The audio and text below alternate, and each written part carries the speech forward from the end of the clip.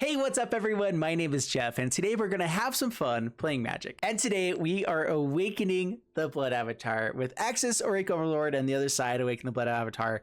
I'm really excited for this deck, for this card, and I've seen a few different versions where it's all in on Rakdos and kind of all in for the Awaken the Blood Avatar. In this version, we are actually playing out the Extus as well. So first off, what is the Awaken the Blood Avatar? 8 mana. As additional cost to cast a spell, you may sacrifice any number of creatures. It costs 2 less for every creature that we sacrifice this way. And then the effect, each opponent sacrifices a creature, and then we create a 3/6 black and red avatar creature token with haste, and whenever this creature attacks, it deals 3 damage to each opponent. So by turn 3, we can be attacking in with a 3/6, and that does 3 damage every time it attacks.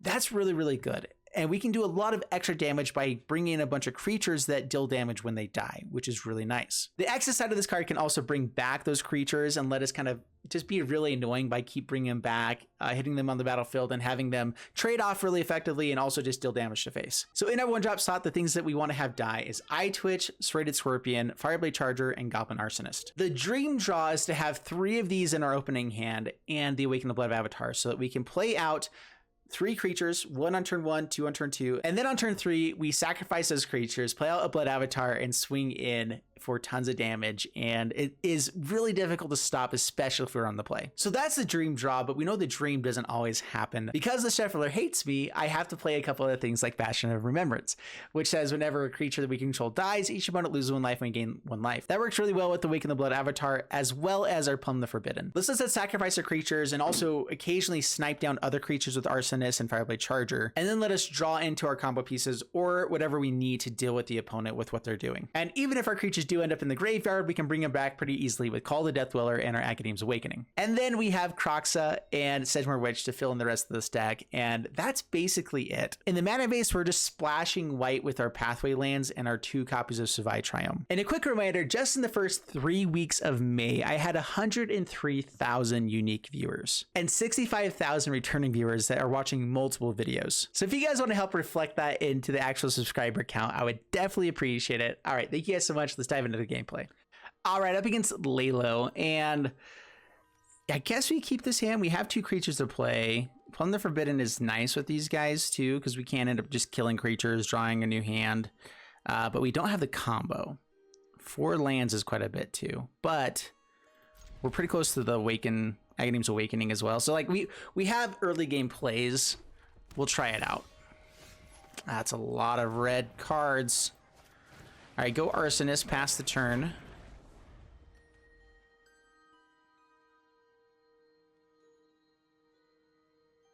If they play out something with 1 power, I think I'm going to try to just draw 2 cards here and kill it. Snipe it down here with an Arsonist.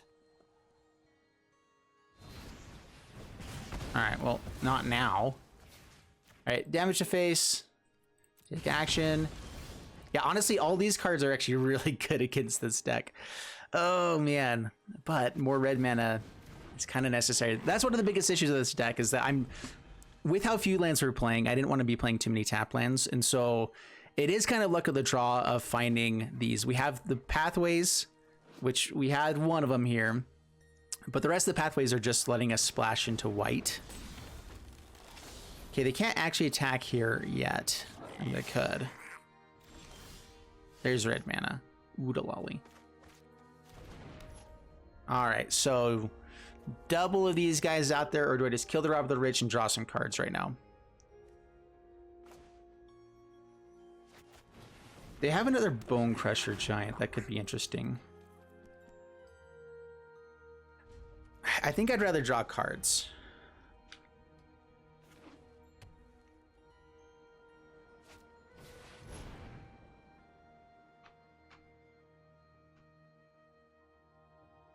Kill the Robber of the Rich now. Not let them get a token.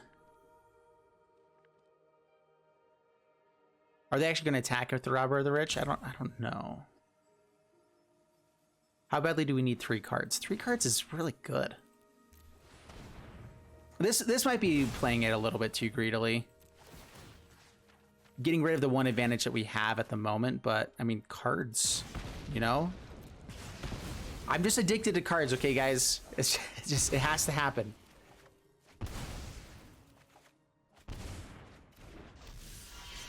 Kroxa's fun. Okay, Fireblade Charger. Kroxa lets us use Agadeem's Awakening pretty well in a couple of turns. All right, so we get to play Scorpion, Charger, Kroxa. 4 cards in the graveyard. Last card's a land. Embercleave? Okay, I'm fine with that too. Sweet. All right, so next turn we play land, we can bring back an Arsonist and a Kroxa. Let it hit again. Robber. All right, so we can kill Annex if we want to.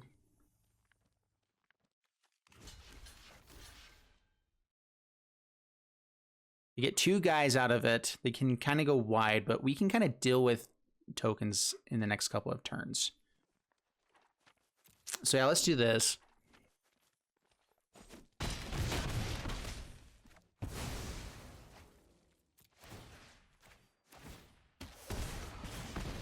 The Robber of the Rich is actually probably the most annoying thing that can about this. So we need to try to empty your hand a little bit. Plumb the Forbidden. All right, so yeah, Agadeem's Awakening, X2. Scorpion or an Arsonist? Scorpion can block a lot of things. Arsonist can kill Robber of the Rich.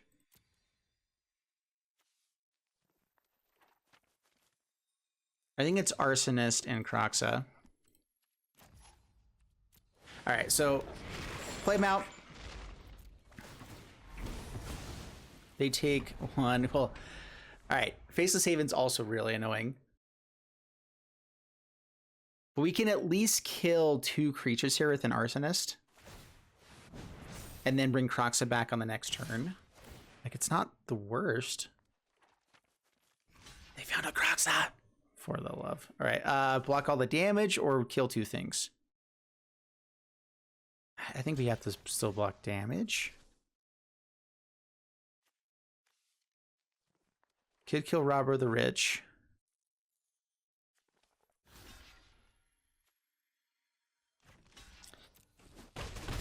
Oh, that's a lot of damage.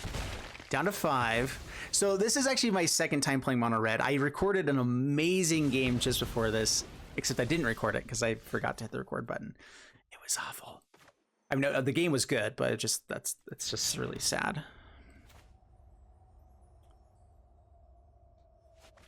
All right, Kroxa comes back. I guess technically we want to keep creatures in here as much as we can. Yeah, Fireblade Charger, keep an Arsonist. I like Arsonist better. All right, so play Kroxa. They have enough for lethal, so we have to play Charger. Yeah, I think we're just dead. So we can block the Faceless Haven now, and then Fireblade Charger, we can't block a Charger, but we go to 1. And then we have to find a way to win somehow. All right, so Faceless Haven gets blocked. Yeah, block Faceless Haven. Block here. Go to 1. Do I actually send it at face instead? We're not surviving through the Chargers. We don't have a ton of ways to gain life. Plumb the Forbidden ends up killing us, so we can't actually draw with that anyway. So I think we're all in on trying to get damage through. Yeah. Yeah, that's game. All right.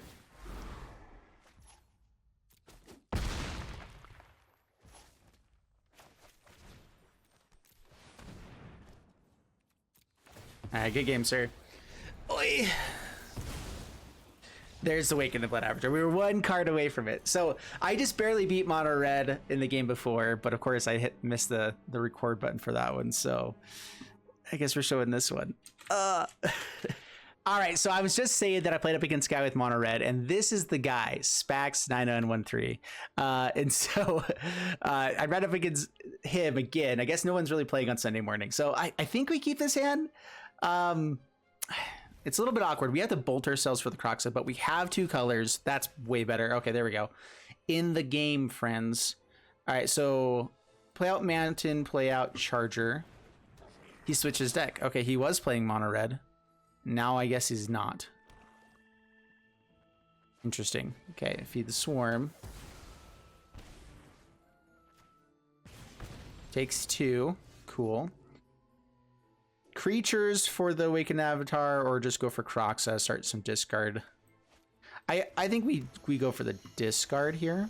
That way we can Plumb the Forbidden. Hopefully we can find Black Sorcery, Serrated Scorpion, and Plumb the Forbidden, if need be. I mean, of course, the goal is get to Awaken the Blood Avatar quickly. Gets rid of a Rankle. No land. Whoa, big deal. All right, red mana or white mana? Extus could be pretty nice, especially with the Plumb the Forbidden. Let's go Sedgemoor Witch. If they want to remove it, it's going to take some damage here.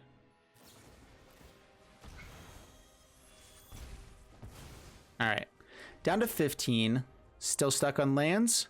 Oh man, Trats. Discards 2 cards and exile all cards in the. Wow. Okay then.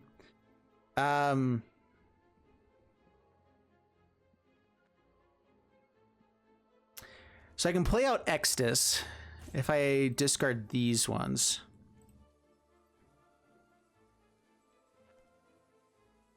I have to bolt myself, play out Extus. Does that actually help us a whole lot? I mean, like, if we ever find a spell, then it's good, but we actually don't have that many spells for Extus to work with. I can hold up Plumb the Forbidden with this, but I can't actually play them both on the same turn. So I think I'd rather keep playing out my lands. We're going to go for the Extus. It is a pretty good amount of damage to hit for. There's nothing in the graveyard anyway. All right, so that's a decent draw. Okay, play out Extus, pass the turn.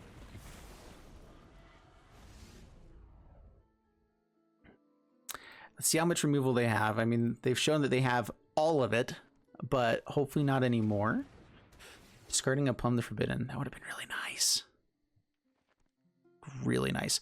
Great thing about Plumb the Forbidden is that it's an additional cost to sacrifice something, and so we actually have it go to the graveyard, and then we can get it back with Extus. Like anything we sacrifice and then Plumb the Forbidden, we can bring it back to hand right away, as long as it's not legendary, right? Yeah. Target non-legendary creature card from graveyard to hand. All right, we'll swing in. Takes 4. Sweet. Down to 11. Surprising.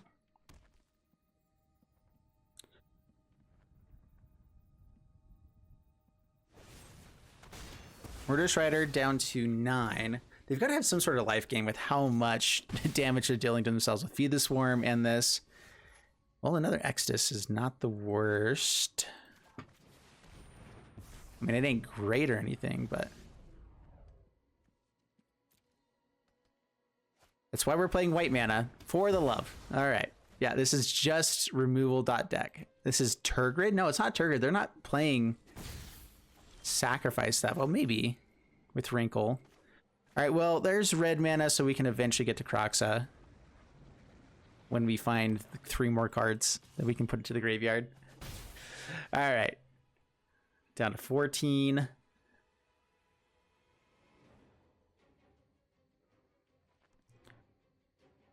They're debating on the Murderous Rider. They're going to just draw a card instead. Okay. I feel like at your life total, you want to be playing out that Murderous Rider. We're just top decking. Eyetwitch is pretty nice, though. Yeah, down to 8. Faceless Haven's annoying.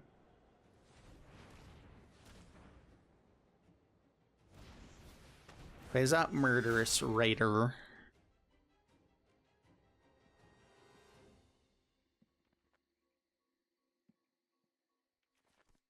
So Eyetwitch dying lets us fill the graveyard a little bit more for Kroxa. I can actually even play Environmental Sciences to get Kroxa back right away. If they have removal, it's really annoying. But I think that we do go ahead and trade off here. We're not going to win with just an Eyetwitch, right? So we have to be trying to play for something different. So I think we have to play something that we can play. And that is Environmental Sciences into hitting land, into Kroxa. All right, so I have to play this one. Okay.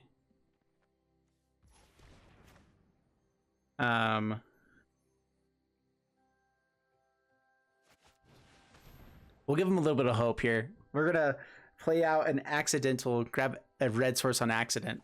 Oh no! And then we'll play out the swamp. Haha, all right. Sorry, that was just mean. Give him a little bit of hope there, just for fun. All right, Kroxa. We're up to 7 mana. That means that Awaken the Blood Avatar, we need 8 mana to just cast it naturally. Takes 2, down to 6. They must have removal in hand.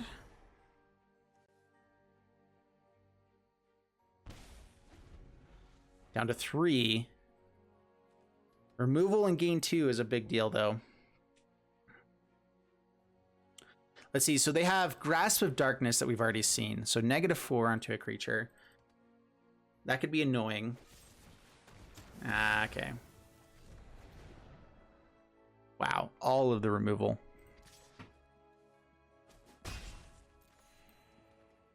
Just mono black tempo. Didn't go for the Faceless Haven.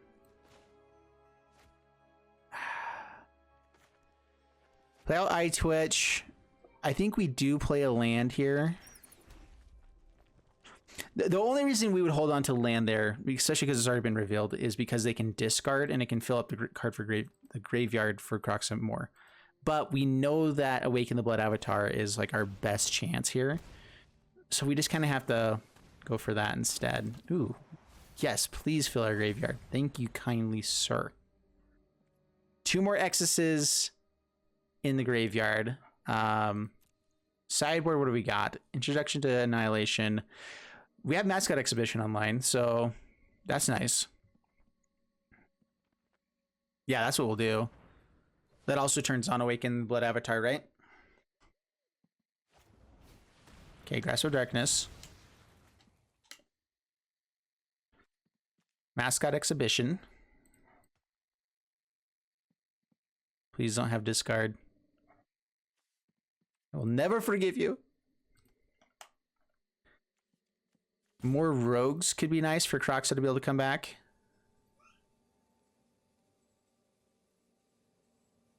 All right, so they have quite a bit of damage available. 7 damage, so two turn clock, kinda.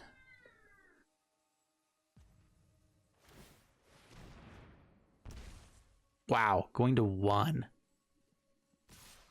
Whoa. That's a big deal. Savai Triome. What do I have that can kill them immediately without... Oh, no, they just gain life with Murder Shredder. Right, all right. So we're all in for Mascot Exhibition. We have Kroxa on the next turn. We'll hold on to Triome because we can cycle it and get into the graveyard. It is our 8th land source, though, for other stuff. We'll hold off. Pass the turn. Okay. 3 cards in hand, opponent. Come on, go for Castle Lockthwaite. You know you want to. Acquisitions Expert. Yeah, they can take land, huh? All right, well, Triome goes away. Cool. Rogue turns on the Thieves Guild Enforcer. That's fine. Kroxa has a decent chance of still dealing damage on the when it comes in. So they go up to 5 with Murder Shredder. They can draw a card and have a 1-drop available.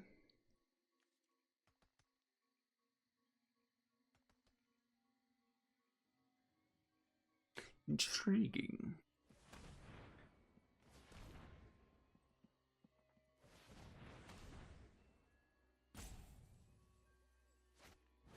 Wrinkle. Mills some more. Just with the wrinkle. That's an interesting option. What do they let us do here? So they can force us to sacrifice something. We end up losing the same guy anyway. They get rid of a blocker. So that's fine. We could We're exiling Kroxa, so Thieves-Guild Enforcer loses the Death Touch, so we can still hit in with our 4/4, 3/2 maybe. They can give us card draw. They're probably going to like discard and then draw, and I actually might be fine with that. I think that if they want to take one as well, like they won't want to discard. Their only real option is to let us draw a card here. Oh, they're going to sacrifice. All right, that's totally fine. Is it the Inkling though, or do I get rid of the Spirit? This can get in through the air.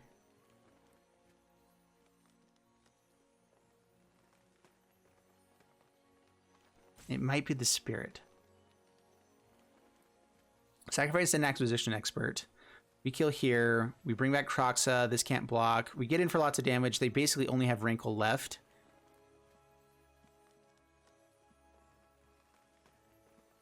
Could they hit in for enough? Otherwise, I think we actually get rid of the Inkling here. Serrated Scorpion's interesting. Okay, bring back Kroxa. All right, we'll keep creatures in the graveyard.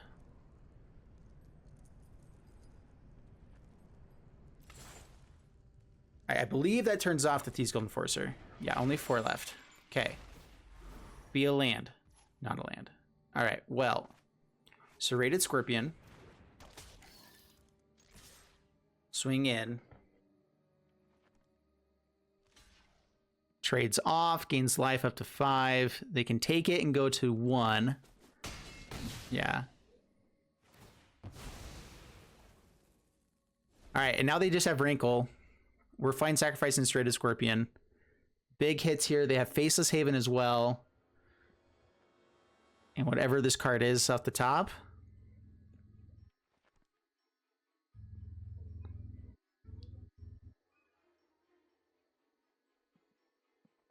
How many cards in the graveyard? 4. Okay. So even if they have removal for Kroxa, as long as we have a way to sacrifice their Serrated Scorpion or get it into the graveyard, we can bring back the Kroxa. All right, down to 5 ourselves.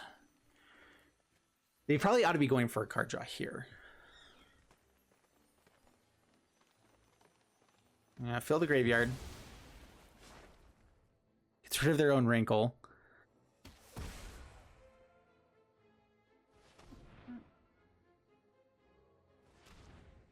Really surprised I didn't go for card draw there. I feel like if you're looking to draw cards anyway or find an answer here, I feel like that's definitely the better way to go about it. Board wipe is... okay.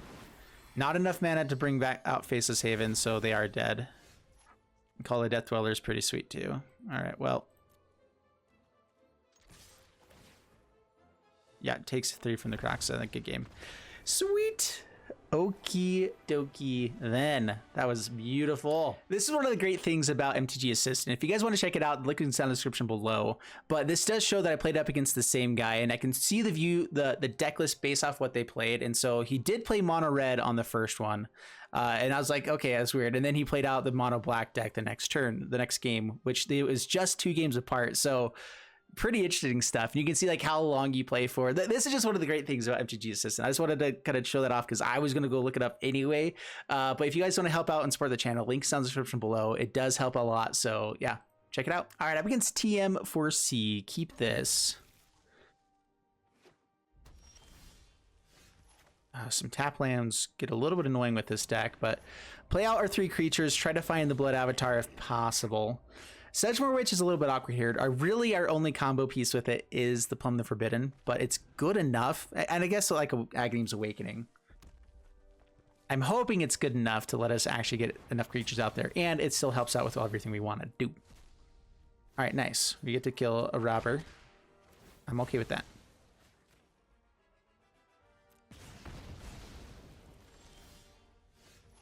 All right, well, let's get out creatures. Play out Scorpion, play out Arsonist.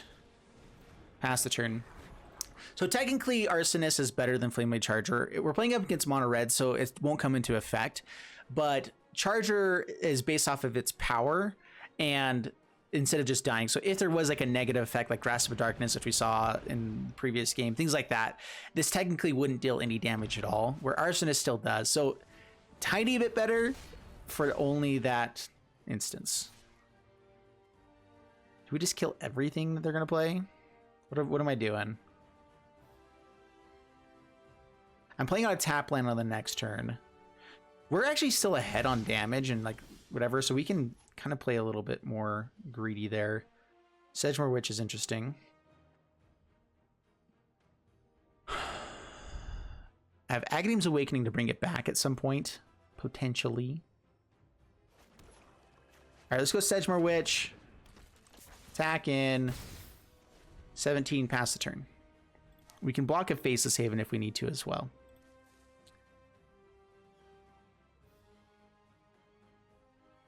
I'm expecting there's going to be a stomp or something here, but it's fine.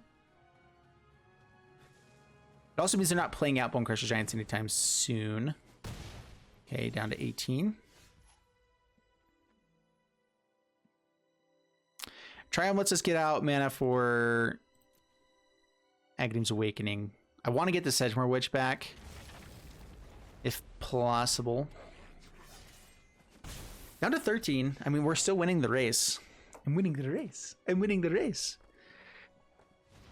Bonecrusher Giant. All right, so with these chargers, whatever, yeah. Let's see. I really wanted something else to play on this turn, but double land. I can only get one creature for 4 mana. No, thank you.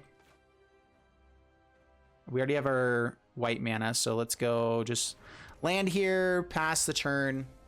We can jump block a Bonecrusher Giant and kill a Fervent Champion. Good enough. Please don't have Embercleave. Embercleave is the worst possible thing here. By far. Phoenix of Ash. That's okay. Just Phoenix of Ash, yep. I think that's a smart play by opponent. Rimrock Knight. Yeah, dude, these guys are so good against this kind of a matchup. We just need to find, you know, our better pieces at some point. All right, Agadeem's Awakening. Fortunately, we don't have a 3-drop. Okay, we already have a couple of Arsonist effect. I think Serrated Scorpion's nice here. Witch.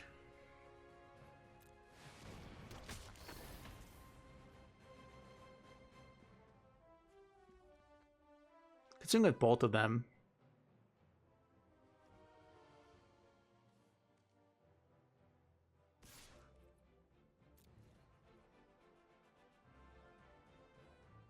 It kills at the very least a Rimrock Knight, which is actually pretty dang good. We have the chance to kill Bonecrusher Giant by double blocking, hitting there. Annex is really annoying. If they found Embercleave here too. I doubt that though. Alright, so. Has Menace. I can block like this. Kill the Bonecrusher Giant and nothing else. They get to go wide. I could just kill the Rimrock Knight.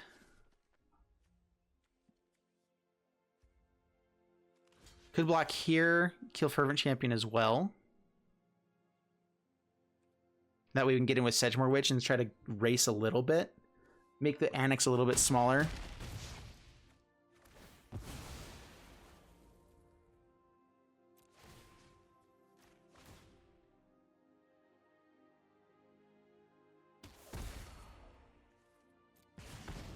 Maybe I should be throwing damage at face. I don't know. Going super wide. All right, we need a creature off the top here. Or Awaken the Avatar. Both good. Okay, creature. Creature's good. All right, am I blocking with Sedgemoor Witch? I can bring him down to 7. We have 6 mana. Eyetwitch can die. We have decent blockers as long as it's not an Embercleave. I mean, Sedgemoor Witch can block a Satyr. It can kill a Faceless Haven, trade off with Bonecrusher Giant. Maybe that's too greedy.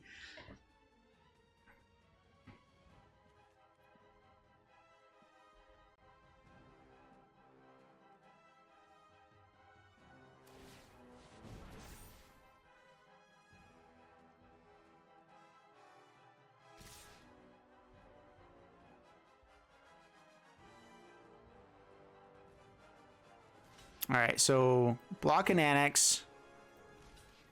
Block.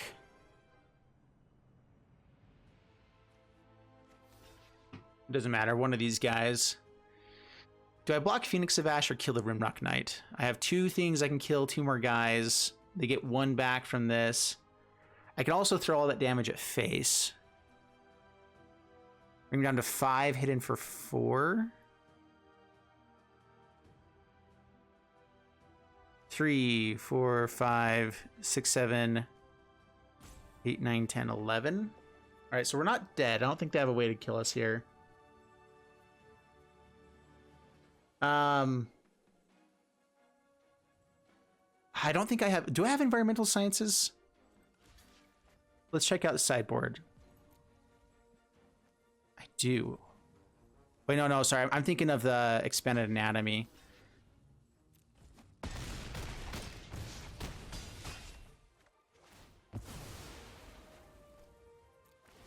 So I can also just kill Annex or Bone Crusher Giant here. Let's kill Annex. Man,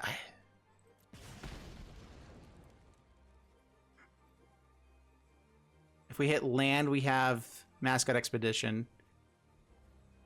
Oh, I'm going to go for it.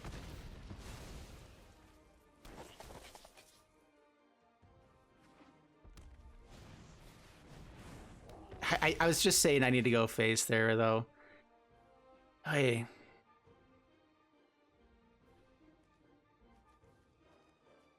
Five, 6, 7.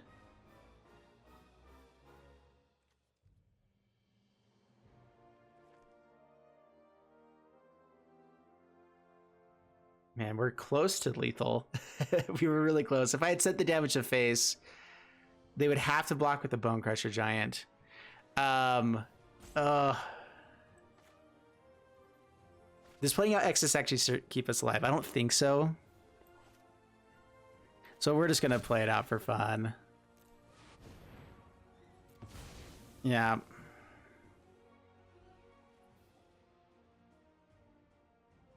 So they have to sacrifice something. They sacrifice one of these guys. That's fine. Yeah. Good game.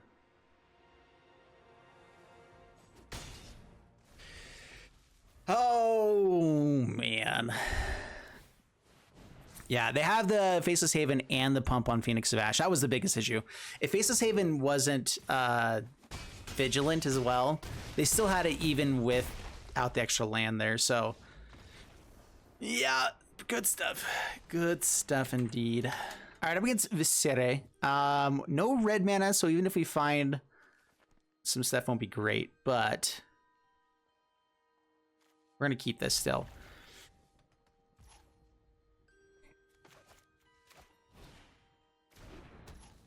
Play out Eyetwitch, pass the turn.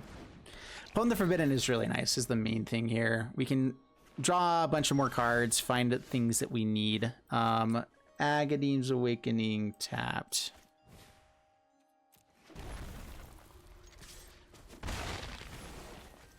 Scorpion, pass the turn.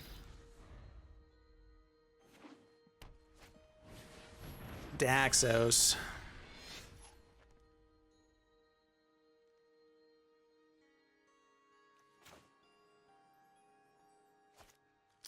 All right, play this out on white mana.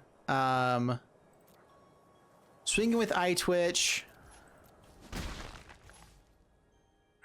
Pass the turn. If we find a red source off the top, we have the Awaken the Blood Avatar online. At the same time, though, Extus is pretty good too in this kind of a matchup. So I could block here, not take 2, Plumb the Forbidden twice, draw some cards, and try to like reset. Get that red source, but I think right now we're gonna hold off. That means we do absolutely nothing for this turn. Ugh.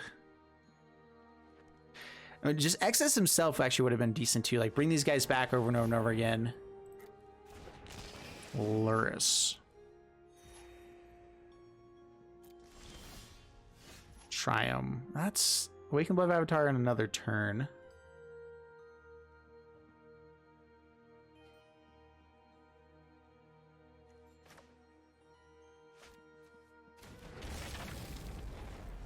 right, pass the turn. Yeah, we just didn't quite get the combo set up. Our 2 tapped lands came into play.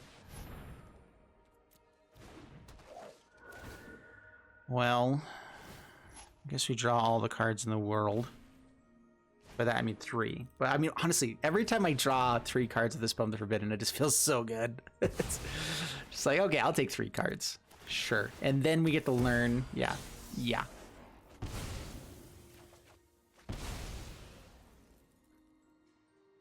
So Necrotic Fumes is pretty sweet here. Getting rid of the Lurrus, I think, is necessary. Do I want to use that or other stuff? Yeah, I think that. Bastion of Remembrance.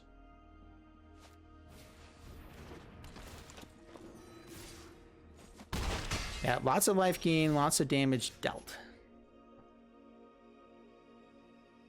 What do I want to have exile here from Necrotic Fumes? So let's play out. Is that our best play? I can also play Extus and Eyetwitch. Extus has the block here. As long as I don't have another Skyflame Apparition, the double strike actually helps out a lot. And we can go Bastion of Remembrance into something else here. Fireblade Charger is also not the worst. All right, let's do that. So Fireblade Charger, Eyetwitch. We have Call the Deathweather to bring some stuff back too. Oh, did I just forget to do? Okay, yeah, that's fine. Never mind. This is what we meant to do.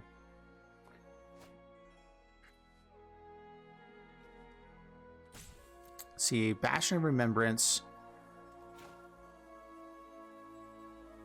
Yeah, let's go ahead and go this route. That's the turn.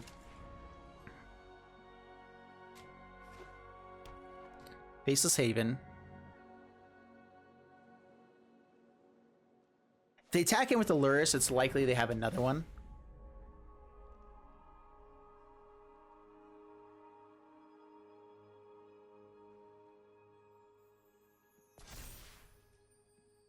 Lurrus means they get up to 27. Oh yeah. Actually, this dies before Speaker of Heaven can deal with it, so Bastion of Remembrance stops him from getting to the life gain there. Whew. All right. Destroy artifact. Deal 1 to the guy here as well.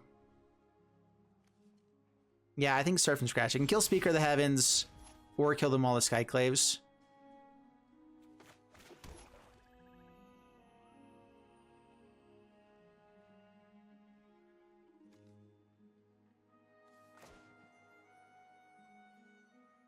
All right, so Necrotic Fumes, hit Lurrus.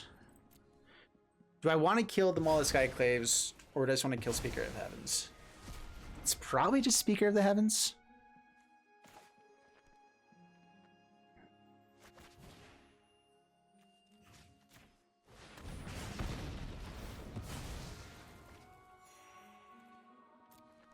All right. We're having to play this a lot slower. I've not played a grinding match with this deck yet, and so it's a little bit funky.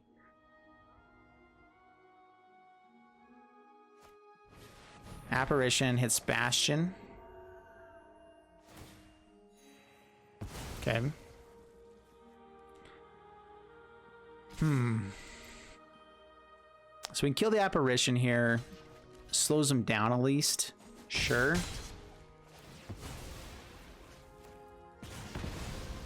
So we actually get to play Extus. Oh, if we hit land, we can play Extus into Call of Deathweather. Untapped land.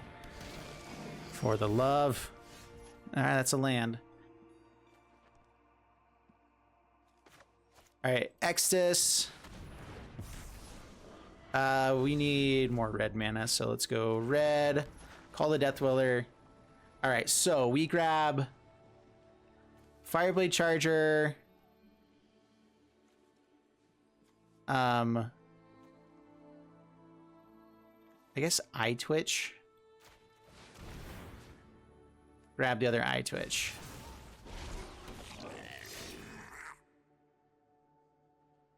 All right, Death Touch counter goes on to Fireblade Charger, so when it dies, it's better. Now we can snipe anything down with that.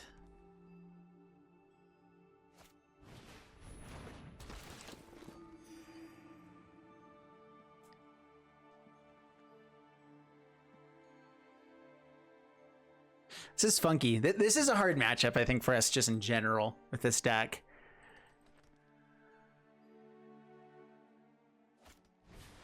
Also utilize bounty, protection from red. That means that our Fireblade Charger stops being useful with Death Touch.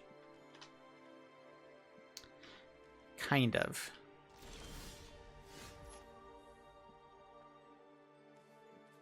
Alright, well, Cycle Triome.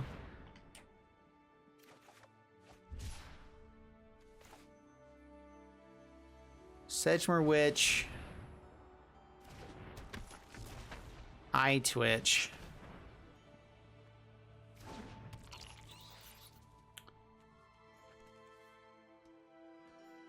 I mean, they know what to land now because I held off for too long there, so sure, we'll play it.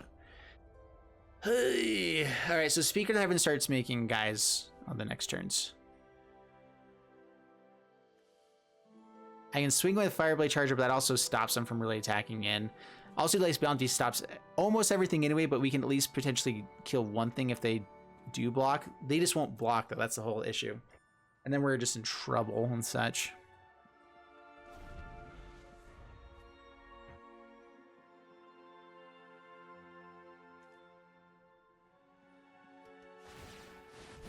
Equips the Lurrus. Uh-huh.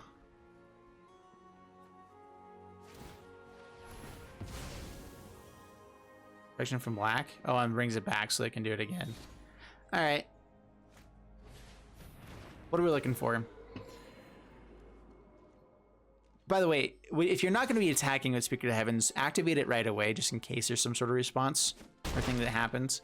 I mean, here I guess they don't really need to, but in general, it's better to try to do things sooner than later. I know everyone else always says, like, wait until the last possible moment to do things, but that's also the most chances for you to lose everything. So I don't agree with that quite as much.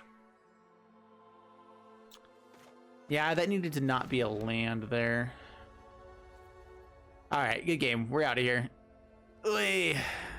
Good one. All right, so we went 2 and 3 with this deck. So one of the games that I won, I'm sorry, I didn't end up recording. But we had some really long games in this one afterwards, and it's a pretty fun deck. I think it's an interesting one. We played up against 3 mono red matches, and that was kind of annoying to see so many of that stuff. Usually I try to get more games for you guys, but one of them ended up being not recorded anyway. But it was a really good game. Just believe me, you guys. So yeah, this deck is interesting. I like a lot of the things that it does. We have a bunch of early game 1-drops. I was actually surprised how seldomly we had like 2 in our opening hand with how many is this? 16 1-drops. There were lots of hands that we had that didn't have 2 of them in our opening hand, which is always what we want. We want at least 2 of them, and then we want to try to find an Extus as well with it. Plumb the Forbidden to kind of help make sure that we draw cards, do stuff. The biggest issue here is that I didn't include as much removal because I was trying to go for Bastion of Remembrance. And like I included Sedgemoor Witch, which probably should have been taken out for removal, but the removal would have made Sedgemoor Witch even better. So maybe it's something else. I don't know. Kroxa did feel good on the times that we found it as well. So I think part of it was just not finding the right things at the right time in the matchups. The other part of it was I think this deck isn't quite the same level as the other stuff in standard, at least not the other aggro decks. I think this can be annoying and grindy and do well against some of the other control decks or something like that, especially if they don't have too much life gain. Then the amount of damage you can get through, or just like playing 3 of these guys out into an Awaken the Blood Avatar, getting quite a bit of damage in on those hits is a pretty big deal. It is good, it is fun, and that's kind of what this whole deck was going for. So Bastion of Remembrance to be able to kind of combo off with Plumb the Forbidden at times. We didn't have enough mana to play Liliana or Professor Onyx, excuse me, but we got up to 7, 8 mana, like actually in 3 of the 4 games that I was playing on this. And so I don't know, maybe we do have enough with just 21 lands. I guess I have 24 with Shatterskull Smashing and Agadeem's Awakening. Yeah, interesting deck. Anyway, I hope you guys enjoyed it. If you did, leave a like and subscribe. I'll see you guys in the next one. Thank you so much, and bye-bye.